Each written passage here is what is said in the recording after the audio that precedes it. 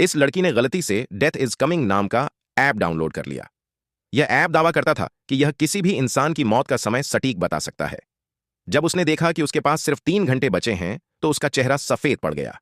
भले ही उसे इस बात पर यकीन नहीं था, फिर भी यह सोचकर वह बेचैन हो गई। पार्टी के बाद उसके बॉयफ्रेंड ने उसे घर छोड़ने की पेशकश की, लेकिन वह नशे में था। सुरक्षा की चिंता में लड़की ने पैदल चलने को कहा, लेकिन वह जिद पर अड़ा रहा। मजबूर होकर उसने कार से उतरने का फैसला किया और अकेले घर की ओर चल पड़ी। नाराज होकर उसका बॉयफ्रेंड गुस्से में कार लेकर चला गया। कुछ देर बाद लड़की के फोन पर एक मैसेज आया। उसके काउंटडाउन में सिर्फ 7 मिनट बचे थे। उसने इसे मजाक समझा और आगे बढ़ती रही।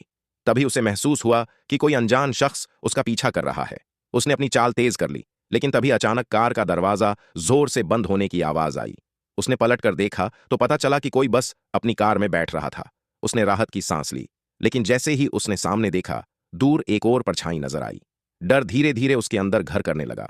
तभी उसकी नजर एक और दिशा में पड़ी, जहां एक काली परछाई दिखी, लेकिन जब उसने गौर से देखा तो वह अचानक गायब हो गई।